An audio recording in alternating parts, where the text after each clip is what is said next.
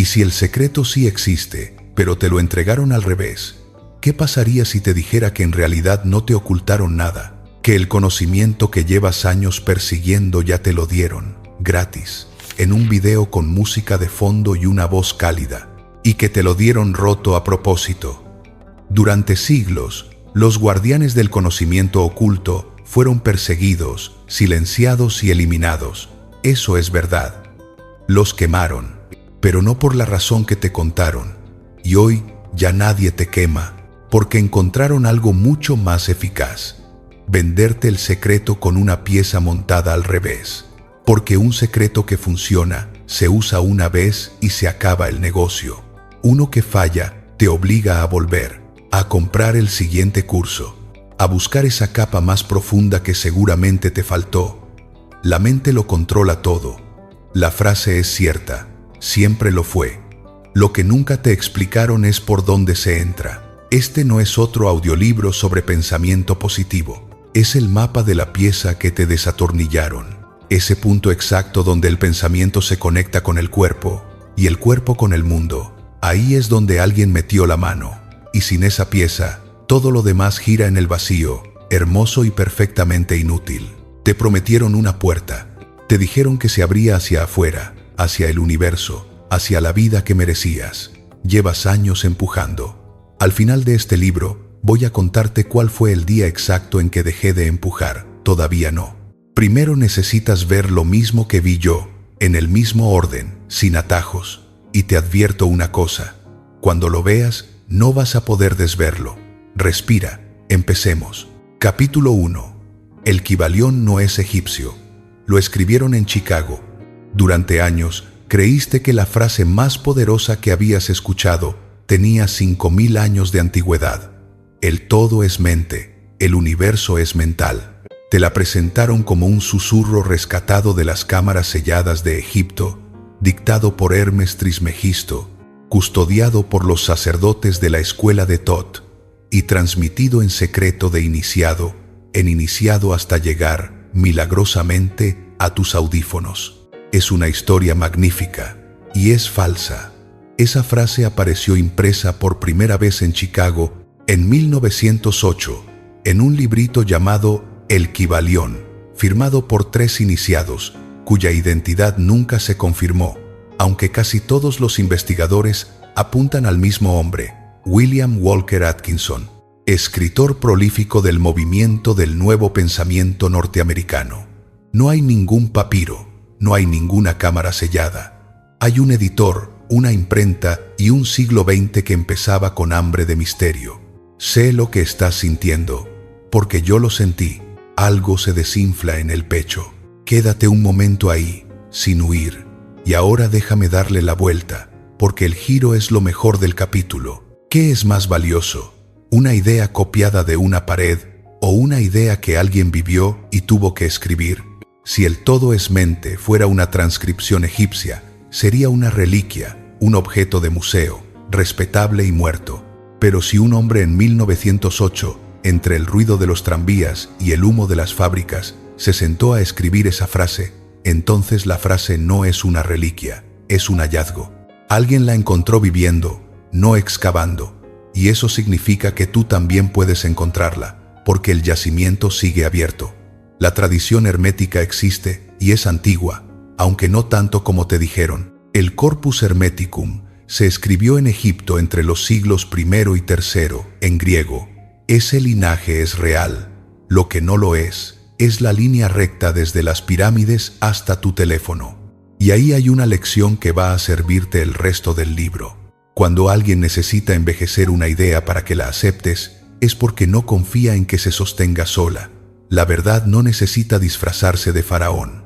Hablemos entonces de la alquimia, porque ahí sí hay oro. Te contaron que los alquimistas buscaban convertir plomo en oro y que fracasaron, o que en realidad hablaban en clave, y lo que buscaban era transformar la conciencia. Esta segunda versión es la más cercana a la verdad, y es más rica de lo que imaginas. Para los alquimistas serios, el laboratorio y el alma eran el mismo sitio. La materia se transformaba en la medida en que el operador se transformaba. No era una metáfora bonita, era su método. No puedes purificar aquello que tú mismo no has purificado. Piensa en Paracelso. Nació en 1493. Se llamaba Theophrastus von Hohenheim y era un hombre difícil, arrogante y brillante. Siendo profesor en Basilea, hizo algo que todavía se recuerda. Quemó públicamente los libros de Galeno y Avicena delante de sus alumnos, los mismos que llevaban 1000 años dictando cómo se curaba a la gente. Su argumento fue devastador. Ustedes memorizan lo que otros escribieron sobre el cuerpo, dijo, pero no han mirado un cuerpo. Y mandó a sus estudiantes a hablar con parteras, con barberos, con mineros, con cualquiera que hubiera puesto las manos sobre una herida de verdad. Le costó el puesto y el exilio, pero sus observaciones sobre los venenos y la dosis siguen vivas hoy en la toxicología. ¿Ves lo que hizo Paracelso? Exactamente lo contrario de lo que hiciste tú con estos temas. Él quemó la biblioteca y salió a la calle. Tú estás construyendo una biblioteca para no tener que salir. La frase hermética que sí sobrevive con dignidad es: como es arriba, es abajo, como es adentro, es afuera. Se atribuye a la tabla de Esmeralda, cuya versión más antigua conocida aparece en manuscritos árabes del siglo VIII. Ese principio no dice que puedas pedirle cosas al cielo. Dice que hay correspondencia entre planos. Lo que ocurre en una escala se refleja en otra. Es una intuición estructural, no un catálogo de pedidos. Lo de adentro sí se convierte en lo de afuera, pero no por telepatía cósmica, por caminos que puedes tocar con la mano. Entonces, ¿qué te llevas de este capítulo? Que la idea es real y su historia fue maquillada. Que el maquillaje no fue inocente, porque una idea antigua se cuestiona menos que una idea de anteayer. Que los alquimistas de verdad no esperaban resultados sentados, sino que trabajaban con las manos sucias durante años, y que la transformación interior de la que hablaban era el precio del trabajo, no un atajo para evitarlo, y que si necesitas que algo tenga 5000 años para tomarlo en serio, estás midiendo la verdad con la vara equivocada. Lo que se te dio no fue una mentira completa, fue una idea verdadera envuelta en un empaque falso. Y ese empaque va a costarte caro cuando lleguemos al capítulo del laboratorio. Por ahora, quédate con esto. La idea es real. Lo que le pasó después, no. Capítulo 2.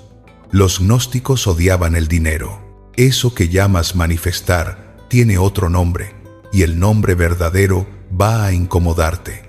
Los antiguos a los que citas para justificarlo pasaron su vida entera enseñando lo contrario de lo que tú usas su vocabulario para pedir. No exagero.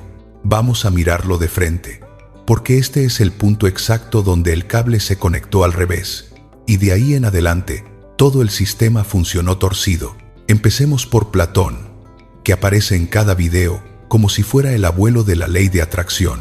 Su teoría de las ideas o formas dice que existe un plano de realidades perfectas, eternas e inmutables, y que el mundo material que tocamos es apenas una sombra proyectada de ese plano. Hasta ahí, la cita sirve, pero lee la siguiente línea, la que nunca te leyeron. Para Platón, esas formas existen de manera absolutamente independiente de ti. Están ahí antes de que nacieras y seguirán ahí después. Tu mente no las crea. Tu mente, con esfuerzo, con disciplina, con años de filosofía, apenas alcanza a descubrirlas. En su alegoría más famosa, los prisioneros de la caverna no fabrican el sol. Salen, se queman los ojos y aprenden a mirarlo. Esa diferencia lo cambia todo. Una cosa es un universo donde la verdad existe y tú te esfuerzas por verla. Otra muy distinta es un universo donde tú fabricas la verdad con tus emociones. Platón habría considerado la segunda idea como una forma refinada de soberbia, precisamente el vicio que su maestro Sócrates dedicó la vida a desmontar en el mercado de Atenas. Sigamos con los gnósticos, y aquí la distorsión es todavía más brutal. Los textos gnósticos, esos que la Iglesia persiguió con tanta furia y que reaparecieron en 1945 enterrados en unas vasijas en Nag Hammadi, sí enseñan que la conciencia humana contiene una chispa divina y que el mundo material no es lo que parece, cierto. Pero completa la frase, porque la frase completa te va a doler. Para los gnósticos, el mundo material es una cárcel, una construcción defectuosa levantada por un demiurgo ignorante, una trampa de carne y tiempo de la que hay que escapar. El conocimiento, la gnosis, era el mapa de la fuga. Y ahora dime, con toda la calma del mundo, ¿qué sentido tiene tomar el mapa de fuga de una cárcel y usarlo para pedir una celda más grande, con mejores muebles y vista al mar? Eso es exactamente lo que hace la industria de la manifestación. Toma el vocabulario de tradiciones que enseñaban a soltar el deseo material y lo aplica a conseguir más deseo material. Toma a hombres que ayunaban, que renunciaban a sus bienes, que se retiraban al desierto para desprenderse del mundo, y los pone a avalar un tablero de sueños con la foto de un auto alemán. La contradicción no es sutil, es total, y sostenerla requiere no leer nunca las fuentes, solo las citas sueltas que otros recortaron para ti. Alguien dirá, pero la iglesia los persiguió, así que algo peligroso tenían. Sí lo tenían, y merece que lo nombremos con precisión. Lo peligroso de los gnósticos no era una técnica para atraer prosperidad, era la afirmación de que un ser humano podía acceder a lo divino directamente, sin sacerdote, sin templo, sin intermediario, sin permiso. Eso sí amenazaba una estructura de poder, y por eso se quemaron esos libros. Fíjate bien en la diferencia. No te prohibieron desear cosas, te prohibieron pensar por tu cuenta. Y aquí llegamos al hallazgo central de este capítulo, ese error de dirección que explica tantos años de esfuerzo estéril. Las tradiciones antiguas señalaban hacia adentro y hacia arriba, menos apego, menos ruido, menos necesidad. El siglo XX tomó ese vocabulario luminoso y le dio media vuelta, apuntándolo hacia afuera y hacia abajo. Más cosas, más dinero, más resultados. Conservó las palabras y les invirtió el sentido. Y tú, de buena fe, has estado usando durante años una brújula a la que alguien le cambió el norte. Esto no es una curiosidad histórica, es tu vida. Cada vez que sentiste que la técnica te fallaba, la técnica no fallaba, funcionaba en el sentido opuesto al que necesitabas. Te enseñaron a soltar como forma de conseguir, cuando el soltar original era un fin en sí mismo. Convertiste el desapego en una táctica de negociación con el cosmos. Nada de esto significa que desear una vida mejor sea impuro. No vine a venderte una renuncia que no practico ni pienso practicar. Querer estabilidad. Querer una casa donde no te suban el alquiler cada año. Querer un trabajo que no te vacíe. Todo eso es profundamente humano y no necesita justificación mística. El problema no es tu deseo. El problema es el andamiaje que te vendieron para sostenerlo. Un andamiaje construido con materiales que fueron diseñados para otra cosa y que por eso se derrumba justo cuando más peso le pones. Te dieron el mapa de una salida y lo usaste para pedir más habitación. Capítulo 3. Bruno ardió por dudar. Hay una necesidad muy humana que casi nadie confiesa, la de creer que nuestro sufrimiento tiene enemigos. No cualquier enemigo, uno grande, organizado, antiguo, con planes. Resulta insoportablemente más digno pensar que un sistema poderoso te mantiene dormido, a pensar que simplemente no has hecho lo que había que hacer. Esa necesidad es tan honda que se ha convertido en una industria completa, y hoy vamos a mirarla de frente, con respeto y sin piedad. Empecemos aceptando lo que es verdad, porque hay bastante. Hubo persecución, hubo hogueras, hubo libros quemados y órdenes disueltas y hombres torturados por lo que pensaban. Nada de eso es exageración. Los templarios fueron arrestados en masa el viernes 13 de octubre de 1307 por orden de Felipe IV de Francia, torturados hasta confesar herejías inverosímiles, y su gran maestre murió en la hoguera. Todo cierto. Ahora la parte que no te cuentan. Los templarios eran una orden monástica y militar.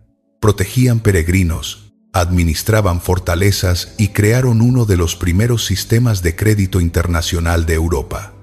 Eran, en buena medida, banqueros con armadura. El rey de Francia les debía una fortuna, y una manera muy eficaz de no pagar una deuda es hacer desaparecer al acreedor. Lo que ardió allí no fue un secreto sobre el poder de la mente. Ardió una hipoteca. Con los Rosacruces pasa algo parecido. Se los presenta como una hermandad milenaria perdida en la niebla de los siglos, pero su rastro empieza con 3 manifiestos publicados en Alemania entre 1614 y 1617, y muchos estudiosos sospechan que nacieron como una ficción literaria con intención reformista que se les fue de las manos a sus autores, lo cual es aún más fascinante. Una idea inventada que la gente vivió como verdadera durante 400 años. Y luego está Giordano Bruno. Y aquí necesito que bajes el ritmo conmigo, porque su historia merece que no la usemos mal. La noche del 16 de febrero de 1600, en una celda de Roma, un hombre de 52 años esperaba el amanecer. Llevaba 7 años preso. Le habían ofrecido, una y otra vez, la salida más simple del mundo: retractarse, firmar un papel, decir que se había equivocado.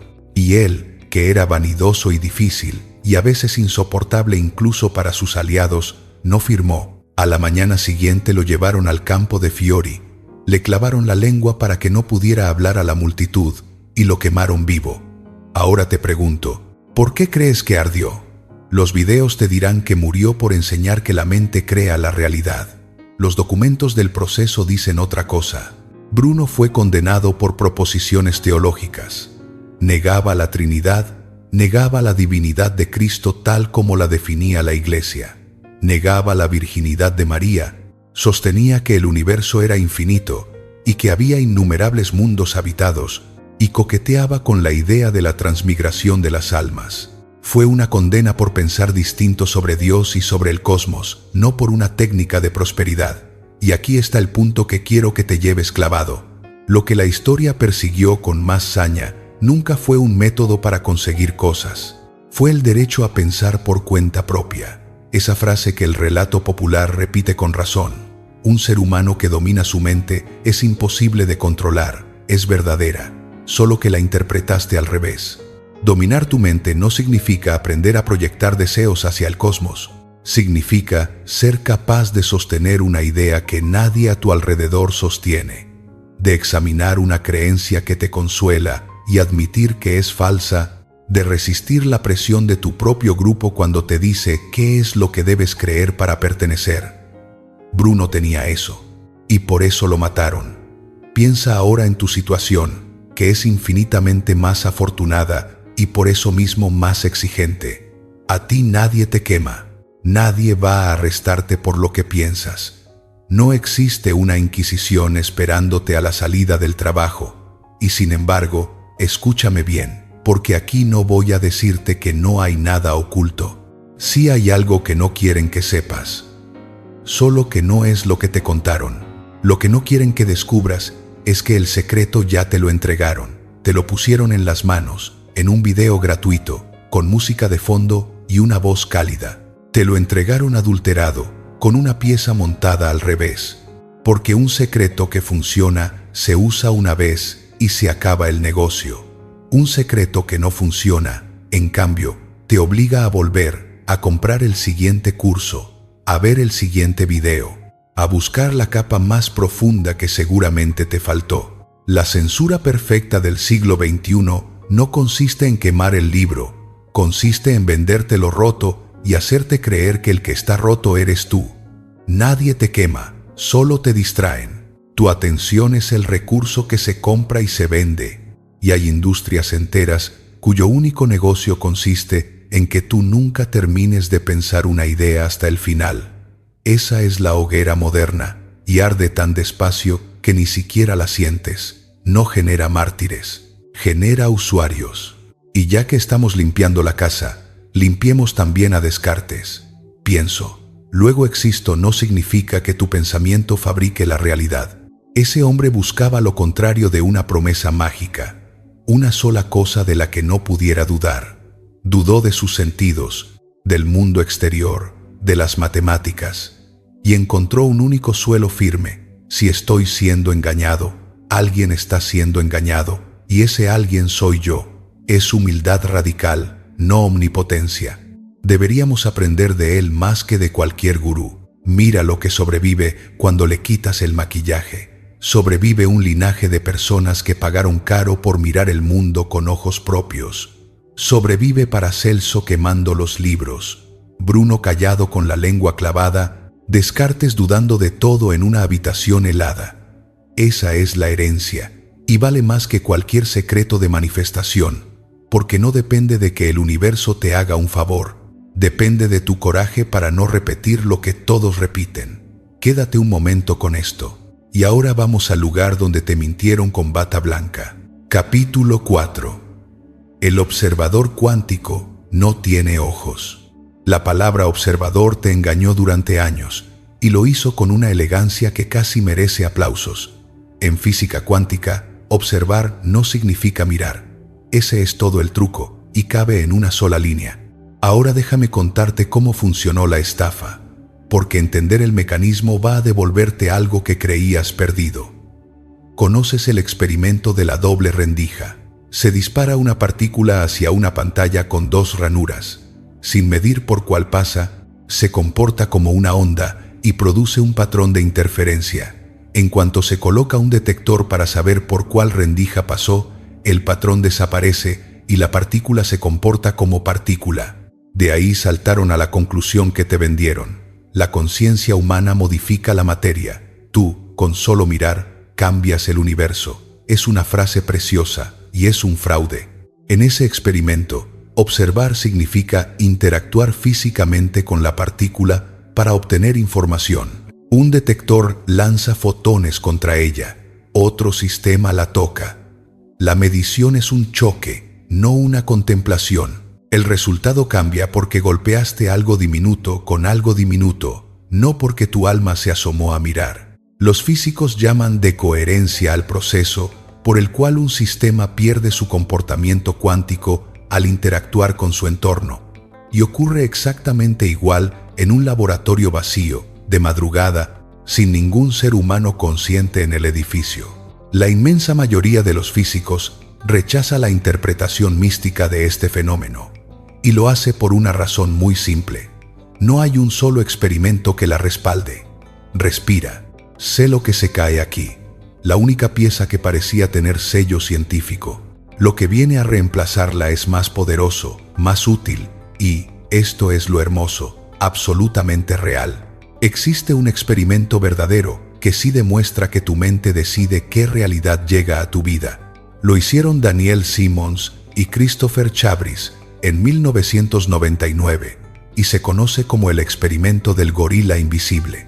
Se pide a los participantes que vean un video breve donde dos equipos, uno de blanco y otro de negro, se pasan pelotas de baloncesto. La instrucción es contar los pases del equipo blanco. La gente cuenta, se concentra, hace bien su tarea. En mitad del video, una persona disfrazada de gorila entra caminando en el centro de la escena. Se detiene. Se golpea el pecho mirando a la cámara y sale. Está ahí durante 9 segundos. Es imposible no verlo. Aproximadamente la mitad de los participantes no lo vio, no lo dudaron. Juraron que no había ningún gorila. Al mostrarles el video de nuevo, muchos acusaron a los investigadores de haber puesto otro video. Esto tiene un nombre técnico, ceguera por falta de atención, y tiene una implicación que quiero que sostengas con las dos manos. No ves el mundo, ves la porción del mundo para la que tu atención fue entrenada. El resto atraviesa tu campo visual y no llega nunca a tu conciencia. No es una metáfora espiritual, es un hecho medido, replicado durante décadas, tan sólido como cualquier cosa en psicología. ¿Entiendes lo que acaba de ocurrir? El relato original casi había llegado a la verdad y se desvió en el último metro. Observar no crea la realidad, observar selecciona qué realidad entra en tu vida. Y esa segunda afirmación, la modesta, la verificable, la que no necesita física cuántica para sostenerse, es infinitamente más útil que la primera, porque la primera te pedía un milagro, la segunda te pide una decisión. Concretemos. Primero, Las oportunidades no aparecen cuando elevas tu frecuencia, aparecen cuando tu atención está configurada para reconocerlas. Quien decide emprender empieza a ver locales vacíos, conversaciones aprovechables, problemas que alguien pagaría por resolver. Estaban ahí antes, pasando delante de sus ojos todos los días. Su gorila caminaba por el centro de la pantalla y ella contaba pases. Segundo, el miedo no atrae la escasez. El miedo estrecha el campo visual. Es un mecanismo físico, no metafísico. Bajo amenaza, la atención se contrae hacia lo urgente y deja de registrar lo posible. Por eso, la persona angustiada por el dinero suele ver menos salidas, no porque el universo la castigue, sino porque su sistema nervioso apagó la periferia. Tercero, la gratitud, de la que hablaremos más adelante con cifras en la mano, funciona precisamente aquí. No cambia tu frecuencia, cambia el filtro. Reentrena qué cosas cruzan el umbral de tu conciencia. Ahora vuelve conmigo a la imagen del principio de este libro. Te prometieron una puerta y te dijeron que se abría hacia afuera, hacia el cosmos, hacia el campo cuántico, hacia una inteligencia infinita que responde a tus deseos. Llevas años empujando esa puerta con todo tu cuerpo y no cede. Escúchame bien. La puerta no se abre hacia afuera, se abre hacia adentro y llevas años empujando. El día que dejes de empujar y tires, vas a descubrir que nunca estuvo cerrada con llave, solo estaba mal instalada en tu cabeza. ¿Y qué harías hoy, exactamente hoy, si supieras que tu vida no está esperando una señal del universo, sino un cambio en aquello que estás dispuesto a mirar? Capítulo 5. El universo nunca te escuchó. Como es adentro, es afuera.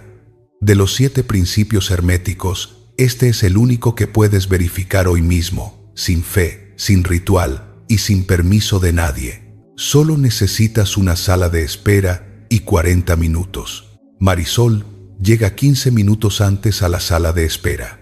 Es su 9ª entrevista en 14 meses. Trae el currículum impreso, aunque ya lo enviaron por correo, y lo sostiene con las 2 manos como si fuera un salvavidas hecho de papel. Mira la puerta cerrada. Piensa, sin decírselo a nadie, la frase que lleva pensando desde el desayuno.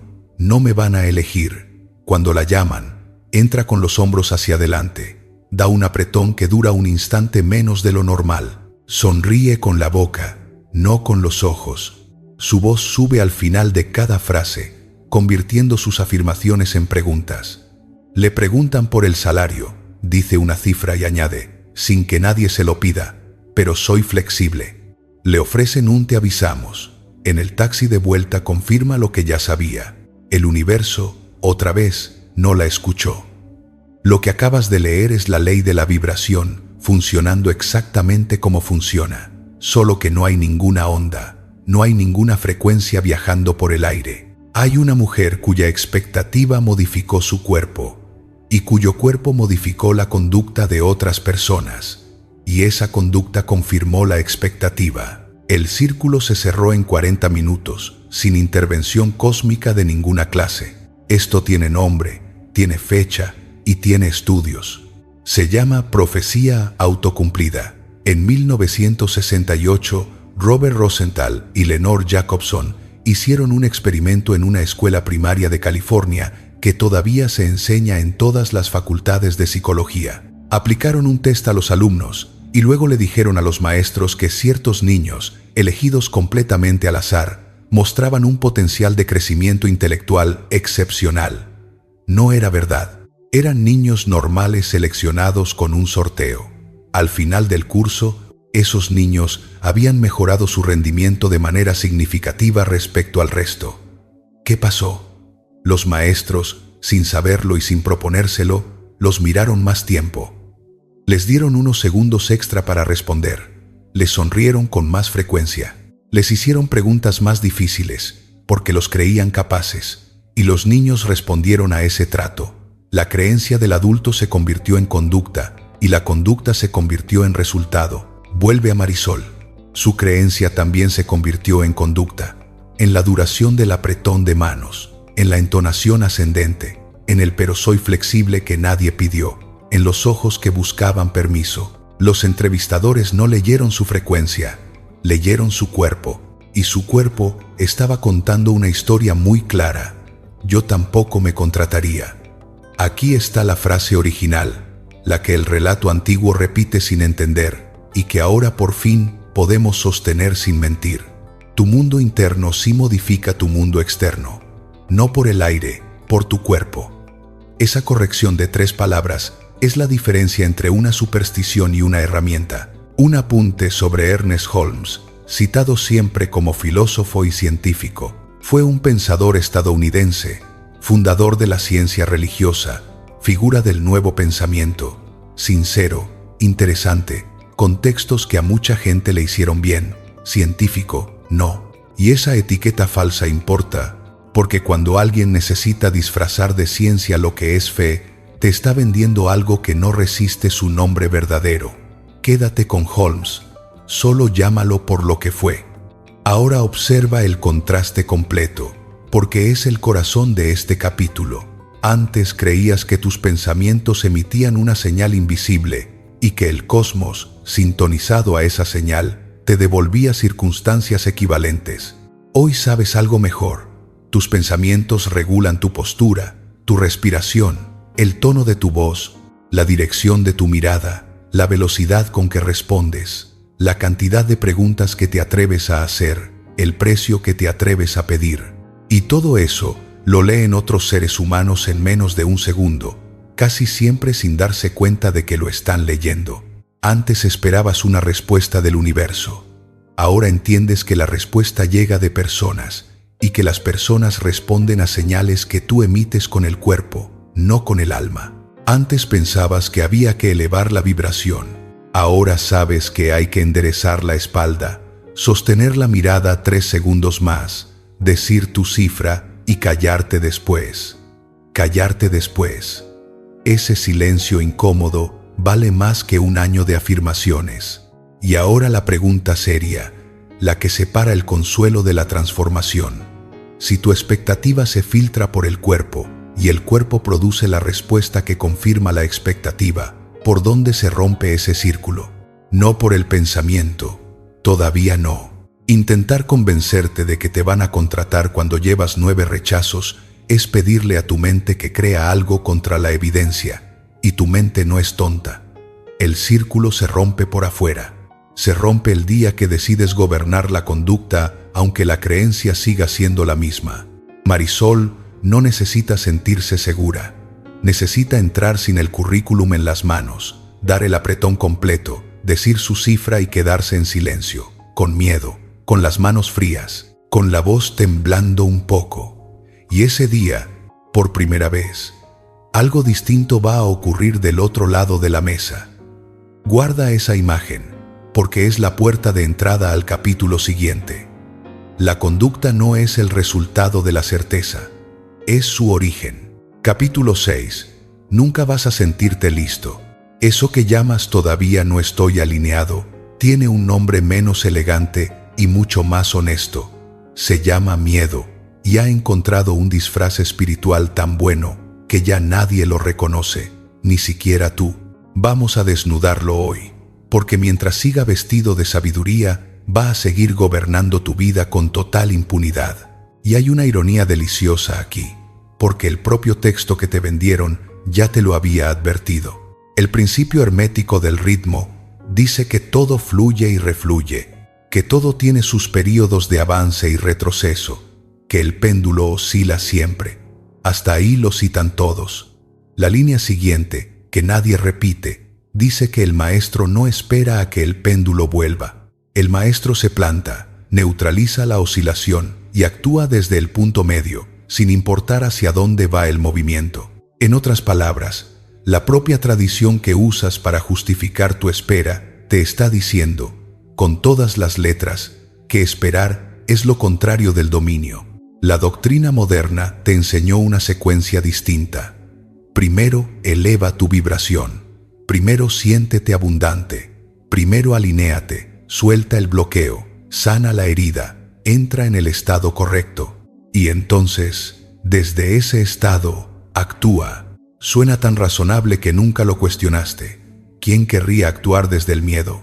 ¿Quién construiría sobre una base torcida? Y así, con la mejor de las intenciones, te sentaste a esperar la llegada de un sentimiento. Han pasado años. El sentimiento no ha llegado. ¿Y sabes por qué no ha llegado? Porque no llega antes. Nunca llegó antes. A nadie. En toda la historia de la especie. Esa es la mentira más costosa de todas. Y quiero desarmarla pieza por pieza. La secuencia real, la que se observa en cualquier ser humano que haya cambiado algo en su vida, va exactamente al revés. Actúas con miedo. La acción produce un resultado, casi siempre imperfecto. El resultado te da una prueba mínima de que sobreviviste. Esa prueba modifica la creencia. Y entonces, solo entonces, aparece la sensación de estar listo, tarde, insolente, cuando ya no la necesitabas. La confianza no es el boleto de entrada, es el recibo que te dan a la salida. Nadie aprendió a nadar sintiéndose primero como alguien que sabe nadar. Entró al agua siendo exactamente lo que era, alguien que no sabía, con el corazón golpeando en las costillas. La sensación de nadador llegó después de tragar agua. Quien espera sentirse nadador antes de meterse, sigue en el borde, seco, alineándose. Hay un mecanismo detrás de tu parálisis y merece que lo veas con claridad clínica, porque cuando lo ves ya no puede operar en la sombra. Cada vez que pospones algo que te da miedo, tu ansiedad baja de inmediato. Es un alivio real, físico, casi delicioso. Y aquí está el problema. Ese alivio es una recompensa. Tu cerebro lo registra, lo archiva y saca la conclusión que sacaría cualquier sistema de aprendizaje razonable. Posponer funciona. Posponer se siente bien. Repitamos. Así se construye una jaula, no con barrotes, sino con pequeños alivios diarios. Y la doctrina espiritual te dio la llave más perversa. Te dio permiso para llamarle sabiduría a la evitación. No estoy huyendo, estoy esperando el momento adecuado. No estoy paralizada, estoy trabajando mi interior. No es cobardía, es respeto por mi proceso. ¿Cuánto tiempo llevas trabajando tu interior? Cuenta los años, cuéntalos de verdad. ¿Y qué se ha movido afuera? Alguien preguntará, con razón. Entonces, ¿debo actuar sin trabajar nada por dentro? No. La pregunta correcta es ¿en qué orden y en qué proporción? Y la respuesta incomoda. La mayor parte del trabajo interior ocurre durante la acción, no antes. Aprendes más sobre tus miedos en 20 minutos de conversación difícil que en 2 años meditando sobre esa conversación. La acción es el mejor terapeuta y el más barato. Solo cobra en incomodidad. Nunca vas a sentirte listo. Ese sentimiento no llega antes, llega después y llega tarde. Quiero darte algo concreto, algo que puedas usar mañana. Se llama el umbral de los 10 minutos. La próxima vez que atrapes tu mente diciendo, todavía no es el momento, reduce la tarea hasta que quepa en 10 minutos. 10 minutos de escribir el correo, 10 minutos de abrir el documento, 10 minutos de investigar el precio. No pidas permiso a tu vibración. No enciendas velas. No revises si estás alineado. Pon un temporizador y hazlo mal. Al terminar, observa qué ocurrió con tu miedo. No va a desaparecer y quiero que sepas eso desde ahora para que no te sientas estafado. Va a hacer algo mejor. Va a volverse portátil. Vas a descubrir que se puede caminar cargándolo. Y eso, exactamente eso, es todo lo que necesitas.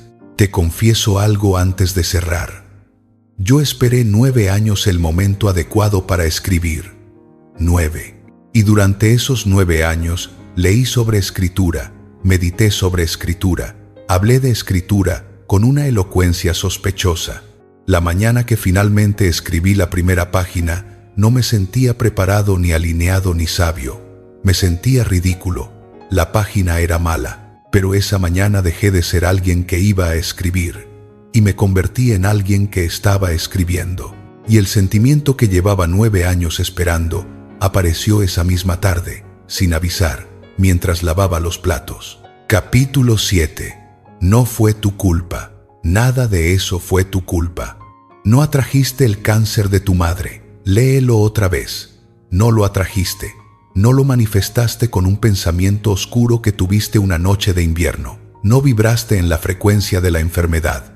Y si alguien alguna vez te insinuó lo contrario, aunque fuera con dulzura, aunque fuera con una sonrisa comprensiva y una mano en tu hombro, esa persona te hizo daño y probablemente ni siquiera lo supo.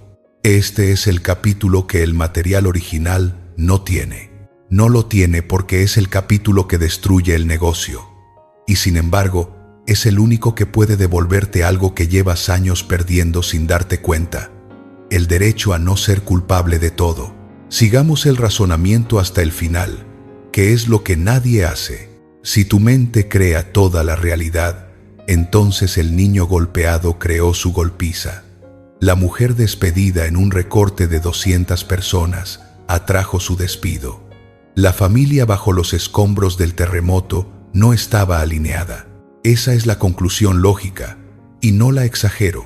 Es a donde lleva la premisa si tienes el valor de caminar hasta el borde. Como es monstruosa, nadie la enuncia. Se detienen justo antes y pasan a la siguiente diapositiva, pero sigue ahí, latiendo debajo de todo el sistema, y tú la has estado respirando durante años sin nombrarla. Por eso, cuando algo malo te ocurre, tu primer pensamiento ya no es de dolor, es de culpa. ¿Qué hice yo para atraer esto? ¿Qué había en mí que llamó a esto? Se llama doble sufrimiento. La pérdida ya dolía sola, y encima cargas la vergüenza de haberla causado. Nadie merece eso. Tú no lo mereces. No atrajiste el divorcio. No vibraste en la frecuencia de la traición que te hicieron. No pediste, ni siquiera desde algún rincón inconsciente y retorcido, aquello que le hicieron al niño que fuiste y que nadie protegió. Esa criatura no tenía una vibración baja, tenía 7 años y necesitaba adultos que no aparecieron. Suéltalo, no es tuyo, nunca lo fue. Hay una idea de la psicología que te va a servir aquí como un suelo firme donde apoyarte. Julian Rotter, en los años 60, describió lo que llamó locus de control, la medida en que una persona atribuye lo que le ocurre a fuerzas internas o externas. Y el hallazgo importante, el que casi nadie cita, es que ninguno de los dos extremos funciona. La persona que cree que nada depende de ella cae en la indefensión y deja de intentar. Y la persona que cree que absolutamente todo depende de ella termina, de manera igualmente eficaz, aplastada. Porque cuando eres responsable de todo, incluido lo que no puedes tocar, la carga se vuelve tan grande que ya no puedes levantar ni siquiera lo que sí era tuyo. Fíjate en la paradoja. Creer que lo controlas todo no te da más poder, te da menos. Te ahoga en una responsabilidad imposible y te deja sin fuerza para la real. La libertad no consiste en creer que puedes con todo. Consiste en saber, con exactitud casi cruel, qué parte es tuya. Y esa parte, cuando la aíslas, cabe en una mano. Quiero mostrarte una última grieta en el sistema que te vendieron. Y esta es la que lo derrumba entero. Una teoría que no puede fallar tampoco puede ayudarte. Piénsalo. Si funciona, la teoría es verdadera. Si no funciona, es porque no creíste lo suficiente. Y la teoría sigue siendo verdadera. ¿Qué evidencia, en el universo entero, podría demostrar que esa idea es falsa? Ninguna. Y algo que ninguna evidencia puede refutar no es una llave que abre puertas. Es una trampa perfectamente diseñada, y su diseño tiene un solo propósito: que el fracaso siempre sea tuyo y el mérito siempre sea suyo. Las herramientas reales fallan, tienen límites. Te dicen, esto funciona aquí y aquí no. Y esa honestidad es la única razón por la que puedes confiar en ellas. Necesito decirte algo con claridad, y prefiero decirlo aquí. Nada de este libro sustituye a un médico ni a un psicólogo. Si estás atravesando una depresión, una ansiedad que te impide funcionar, un duelo que no cede, o cualquier condición que te esté quitando la vida por dentro, ninguna reflexión sobre la mente reemplaza el tratamiento.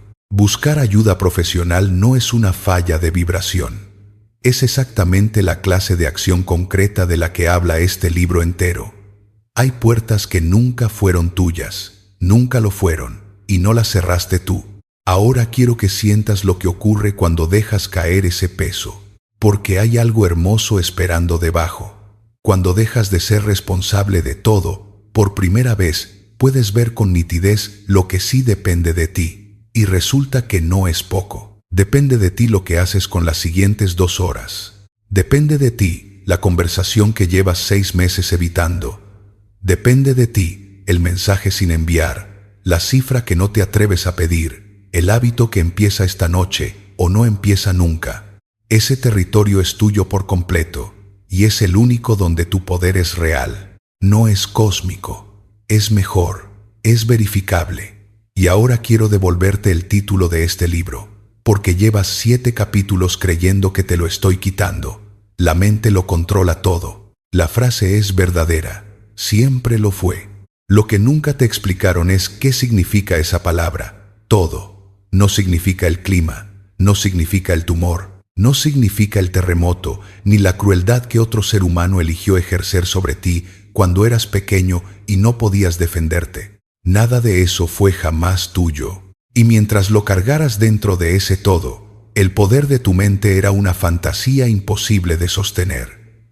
Todo significa todo lo que sí es tuyo, y hasta hoy no sabías cuál era esa parte, porque te la mezclaron a propósito con el universo entero, y una responsabilidad infinita se parece muchísimo a no tener ninguna.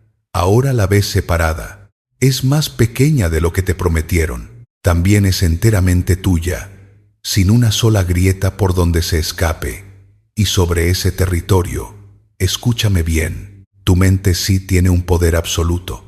Ahí no hay excusas, ni destino, ni frecuencias, ni suerte. Ahí solo estás tú decidiendo. Eso es lo que siempre quiso decir la frase. No hay prisa, respira. Lo que viene ahora es lo que sí puedes hacer. Capítulo 8. Sentir que ya lo lograste te impide lograrlo. Cada mañana, durante 3 años, mirabas el tablero y te sentías mejor. Ese fue precisamente el problema. No me refiero a que fuera inútil. Me refiero a algo peor, algo que va a costarte digerir. Fue contraproducente. Cada vez que imaginaste la casa terminada, el número en la cuenta, la vida ya conseguida, y dejaste que el cuerpo se llenara de la emoción del logro, estabas gastando exactamente el combustible que necesitabas para llegar. Los herméticos tenían un principio para esto, y es el más severo de los 7. Toda causa tiene su efecto, dice, y todo efecto tiene su causa, y nada ocurre jamás por azar. Después, añaden una distinción que debería estar tatuada en la puerta de cada casa. La mayoría de los seres humanos son causados, y solo unos pocos causan. Ser causado significa vivir reaccionando, arrastrado por el ánimo, por el clima interno, por lo que la mañana decidió traerte. Causar significa poner una causa en el mundo, aunque el ánimo diga que no. Adivina en cuál de los 2 grupos deja la fantasía positiva a quien la practica. Gabriele Oettingen es psicóloga de la Universidad de Nueva York y lleva más de 2 décadas estudiando esto. Sus resultados, replicados con personas buscando trabajo, con estudiantes ante un examen, con pacientes en rehabilitación, apuntan todos en la misma dirección incómoda. Quienes fantaseaban positivamente con el resultado deseado, lograban menos que quienes no lo hacían. Menos ofertas, peores calificaciones, menos recuperación, y no un poco menos, significativamente menos. ¿Por qué? Porque tu cerebro no distingue del todo entre alcanzar una meta y sentir vívidamente que la alcanzaste. La fantasía intensa produce una parte real de la satisfacción del logro, y una vez que el cuerpo cobró la recompensa, pierde el motivo para levantarse. Oettingen midió incluso la presión arterial durante esas fantasías. Bajaba, relajación, descanso, lo contrario exacto del estado que se necesita para actuar. Te dijeron que sentir la abundancia la atraía. La sentiste, y tu cerebro, satisfecho, se fue a dormir. Vuelve ahora a la imagen del pintor, esa que el relato original usaba y que sigue siendo hermosa. Un artista, antes de tocar el lienzo, tiene la obra en la cabeza, cierto, pero el relato te contó solo la mitad de lo que ese pintor imagina. Pregúntale a cualquiera que haya pintado de verdad. El pintor no imagina el cuadro terminado colgado en una galería con gente admirándolo. Imagina el brazo cansado en la tercera hora. Imagina el color que no le sale, el fondo que hay que rehacer, la esquina que se arruinó y hay que salvar. Imagina el olor del aguarrás a las 11 de la noche y la duda de si esto sirve para algo. Esa es la visualización que construye obras. La otra construye vitrinas vacías. Oettingen no se limitó a demostrar el problema, diseñó la solución y la puso a prueba, y funciona. Se llama contraste mental y se ha popularizado con el nombre de su versión práctica. Te la doy en 4 pasos y quiero que la escuches como quien recibe una herramienta, no una inspiración. 1. El deseo. Nombra con precisión qué quieres y que sea algo alcanzable en un plazo real. No ser próspero, algo con bordes. 2. El mejor resultado. Imagina vívidamente cómo se sentiría lograrlo y date permiso para disfrutarlo durante 1 minuto. Sí, la fantasía entra aquí, pero solo aquí y solo 1 minuto. 3. Y este es el paso que lo cambia todo. El obstáculo. Pregúntate qué hay dentro de ti que se va a interponer. No afuera, adentro. No la economía ni mi jefe, sino la conducta concreta que tú haces y que te detiene. Quizá es que abres el teléfono en cuanto te sientas. Quizá es que llamas a tu hermana cuando la tarea se pone difícil. Quizá es que a las 9 de la noche ya decidiste que mañana empiezas. Míralo de frente. Nómbralo. 4. El plan. Una sola frase, con esta forma exacta. Si ocurre el obstáculo, entonces yo hago esta acción. Si abro el teléfono, entonces lo dejo en la otra habitación y vuelvo a la silla. Si son las 9 y quiero rendirme, entonces escribo 3 líneas y me voy a dormir. Esa estructura tiene nombre en psicología, intención de implementación. Y la investigación de Peter Gollwitzer muestra que multiplica de forma consistente la probabilidad de que la conducta ocurra, no porque sea mágica, porque le quita la decisión al momento en que menos fuerza tienes y se la entrega al momento en que estás lúcido. ¿Notas la elegancia de esto? El relato original te decía: siente el resultado como si ya fuera real. La ciencia te dice: siente el resultado durante 60 segundos y después mira al monstruo que va a impedirlo y déjale una trampa preparada. Lo primero te seda, lo segundo te arma. Esta semana, una sola cosa. Elige un objetivo que llevas meses postergando. Siéntate 10 minutos, sin música, sin velas, con papel. Escribe el deseo, escribe el mejor resultado, escribe el obstáculo interno, el de verdad, el que te da un poco de vergüenza escribir. Y escribe una sola frase con la forma: si pasa esto, entonces hago aquello. Guárdala donde vayas a verla en el momento de la caída, no en el escritorio, en el lugar donde te rindes. Y la paradoja final, la que te vas a llevar de este capítulo: soñar despierto con la vida que quieres es la forma más agradable de asegurarte de que siga siendo un sueño. Capítulo 9. Tus afirmaciones te están hundiendo. Hay una vergüenza silenciosa que nadie confiesa después de años en estos temas. Cuando descubres que casi todo lo que creíste era humo, aparece el impulso de tirarlo todo, incluso lo que servía. Se llama sobrecorrección, y es tan peligrosa como la ingenuidad que la provocó. Hoy entonces vamos a rescatar, de todo el arsenal que te entregaron, 2 herramientas sobrevivieron a la prueba de la evidencia. Solo 2. Funcionan de verdad, y por razones que nada tienen que ver con lo que te dijeron. Empecemos por las afirmaciones, reconociendo el desastre.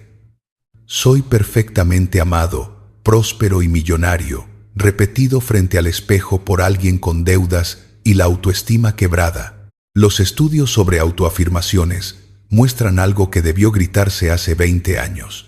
En personas con baja autoestima, las afirmaciones positivas exageradas empeoran el ánimo. Se sienten peor después de decirlas. La razón es casi conmovedora. La distancia entre la frase y la evidencia es tan grande que la mente, en vez de aceptarla, produce la lista de todas las pruebas en contra. Dices, soy próspero, y tu cabeza contesta, en un segundo, con el saldo exacto de tu cuenta. La afirmación no reprograma nada. Convoca a los fiscales. Ahora, lo que sí funciona. Claude Steele, psicólogo de Stanford, desarrolló la teoría de la autoafirmación, y lo que descubrió es de otra naturaleza. Cuando una persona, antes de enfrentar una situación amenazante, dedica unos minutos a escribir sobre un valor que realmente le importa y que realmente posee, ocurre algo medible. Baja su reactividad defensiva, mejora su capacidad de escuchar información difícil y toma mejores decisiones bajo presión. Los estudios se han hecho con estudiantes en desventaja, con pacientes recibiendo diagnósticos, con personas ante evaluaciones de desempeño. Los efectos son reales y a veces sorprendentemente duraderos. Fíjate en la diferencia crucial. No estás afirmando algo que no eres. Estás recordando algo que sí eres. No es soy millonario. Es soy alguien que cumple su palabra. Y eso me ha sostenido antes. No es un estado perfecto. Es un proceso verificable.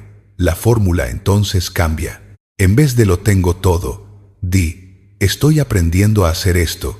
Y ya di el primer paso. En vez de el dinero fluye hacia mí, di, sé trabajar duro, y esta semana lo hice 3 días. La primera versión pelea contra tu evidencia. La segunda se apoya en ella, y por eso la segunda entra, y la primera rebota. Vamos ahora a la gratitud, y quiero llegar a ella por la puerta correcta. El tercer principio hermético dice que nada está inmóvil, que todo se mueve, que todo vibra. Durante décadas se leyó esa línea como si hablara de frecuencias invisibles que viajan por el cosmos buscando cosas parecidas. Lee la frase otra vez, despacio, y fíjate en lo que realmente afirma, que nada está quieto, que la realidad no es un objeto sólido esperando ahí afuera, sino un flujo en movimiento constante, y que tú solo alcanzas a captar una franja mínima de ese flujo. Tu vibración entonces no es una señal que emites, es la franja que sintonizas. Es el ancho de banda de lo que tu atención logra registrar, y eso, a diferencia de las frecuencias cósmicas, se puede entrenar, se puede medir, y ya sabes con qué. La gratitud es la herramienta más subestimada, precisamente por haber sido tan mal explicada. Te dijeron que la gratitud eleva tu frecuencia y que el universo, agradecido a su vez, te manda más cosas. Olvida eso. Lo que la gratitud hace es infinitamente más concreto y se conecta directamente con el capítulo del gorila invisible. Robert Emmons, de la Universidad de California, dividió a sus participantes en grupos. Unos anotaban cada semana 5 cosas por las que estaban agradecidos, otros 5 molestias, otros acontecimientos neutros. A las 10 semanas, el grupo de gratitud reportaba mayor bienestar, más optimismo, menos síntomas físicos y hacía significativamente más ejercicio.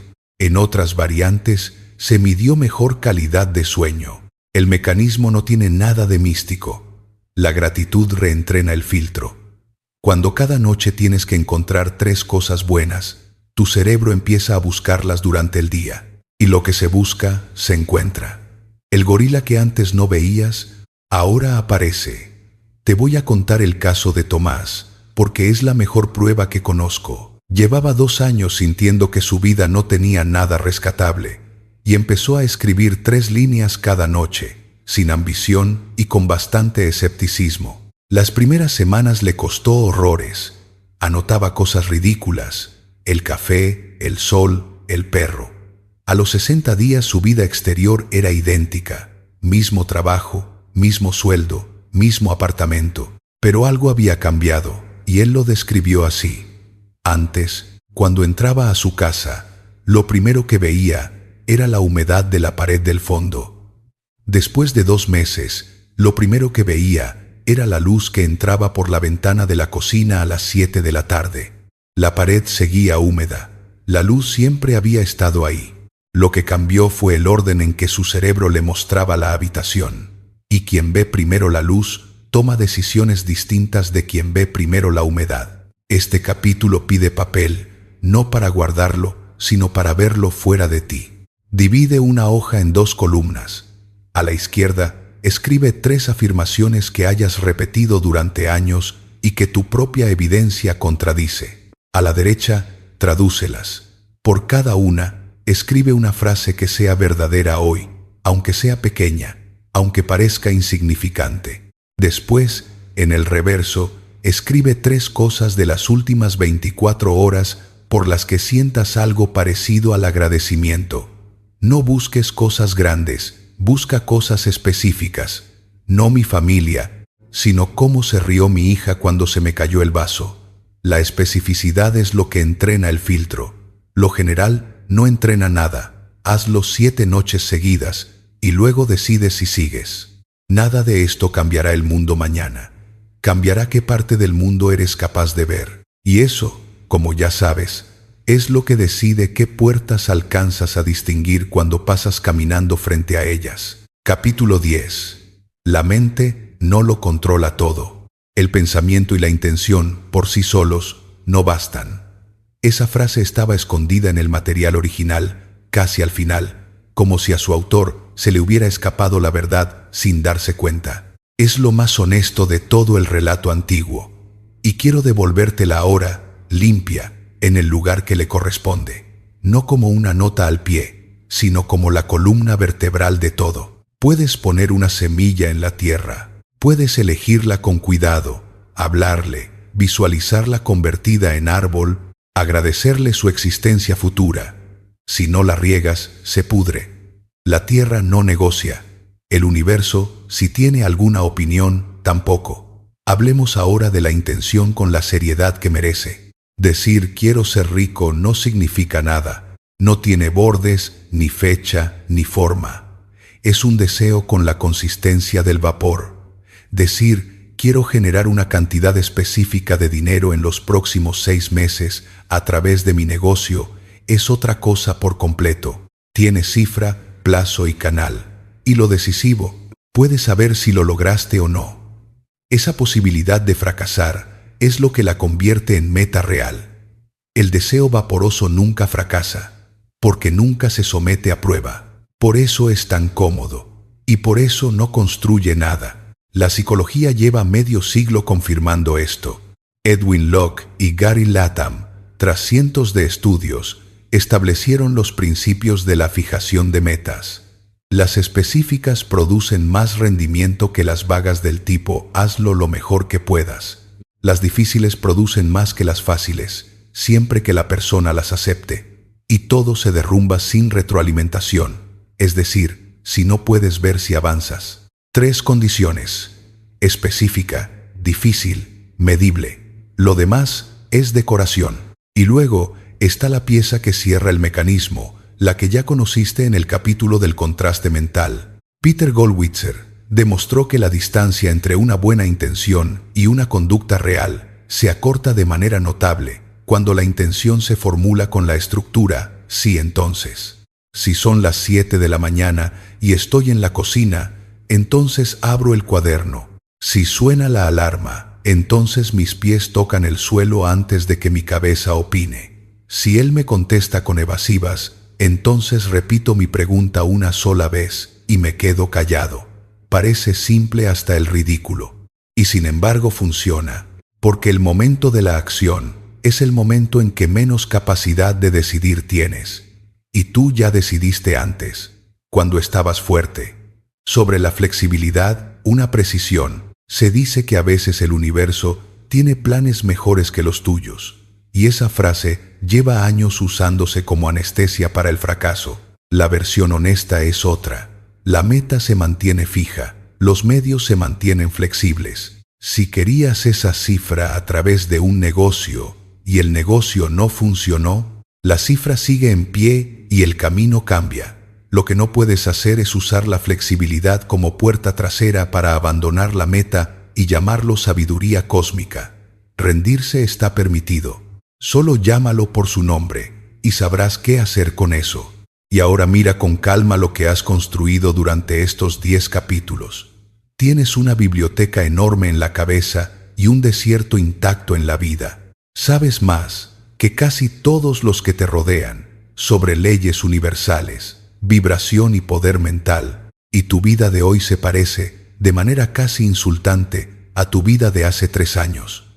Yo he ido agregando estantes a esa biblioteca, lo sé, y asumo mi parte. Escúchame bien, la biblioteca no riega el desierto. Ningún audiolibro, incluido este, ha hecho crecer jamás una planta en la vida de nadie. Solo tus manos hacen eso. Solo el gesto pequeño, torpe, hecho a la hora equivocada y con la vibración equivocada, mueve un gramo de tierra. Así que esto es lo que te pido, y es lo último que te voy a pedir. Una sola acción, en las próximas 24 horas. No mañana en general, en las próximas 24 horas. Que sea concreta, verificable, y que te dé un poco de miedo. Enviar el mensaje, preguntar el precio, abrir el documento, decir que no, escribir el primer párrafo, que sea pequeña de verdad, tan pequeña que te resulte casi humillante hacerla después de todo lo que has aprendido. Precisamente por eso funciona, y al hacerla, sin darte cuenta, vas a cerrar el círculo que abrimos en el primer capítulo. El todo es mente, el universo es mental. Esa frase no salió de una pirámide, ya lo sabes. Salió de un hombre que estaba vivo y que había entendido algo. Y ese algo, después de todo lo que recorrimos, por fin puede decirse sin mentir. El único universo sobre el que tienes mando absoluto es el que empieza en tu piel y termina en el borde de tu próxima decisión. Ese universo sí es mental. Ese universo sí lo controlas tú, entero, sin socios y sin excusas. Es más pequeño que el cosmos y es el único desde el cual, en toda la historia humana, alguien ha movido algo alguna vez. La mente es la chispa. La acción es el combustible. Conclusión.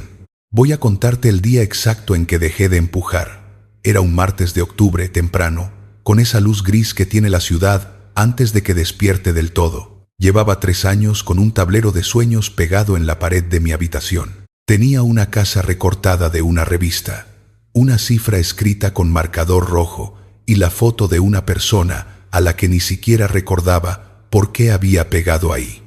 Esa mañana me quedé mirándolo mientras se enfriaba el café y me di cuenta de algo tan simple que me dejó sin aire.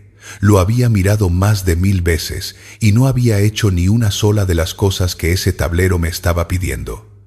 No lo arranqué porque hubiera dejado de creer. Lo arranqué porque entendí que mirarlo se había convertido en mi manera de no vivirlo.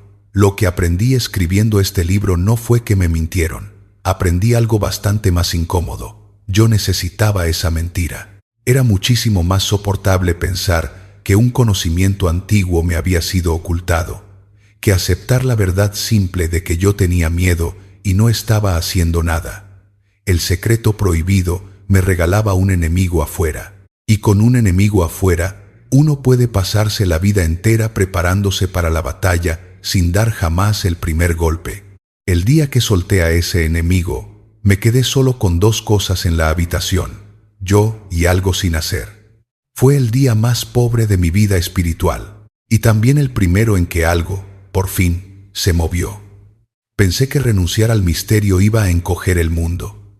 Ocurrió exactamente lo contrario, y esa es la parte que todavía me sorprende. Cuando dejé de creer que yo atraía todo lo que me pasaba, también dejé de cargar la culpa de todo lo que me pasaba. Y descubrí que llevaba años arrastrando el peso de cosas que nunca fueron mías. Enfermedades que no provoqué, pérdidas que no invoqué, daños que otras personas eligieron hacer. Cuando por fin la solté, la parte que sí me correspondía quedó a la vista. Era mucho más pequeña de lo que yo creía, y por primera vez, siendo tan pequeña, cabía entera en mi mano. La puerta no estaba cerrada. Estaba pintada en la pared. Detrás no había nada, porque nunca fue una puerta. La salida era el suelo bajo tus pies, y siempre estuvo abierta, y siempre tuvo el tamaño exacto de un solo paso. Te hago una promesa, una sola, y no te pido nada a cambio. Si haces la cosa mínima que llevas meses posponiendo, hoy, mal, con miedo, sin sentirte listo, vas a descubrir esa misma tarde algo que ningún libro pudo darte en años. Soy Kuibai y este audiolibro fue para ti.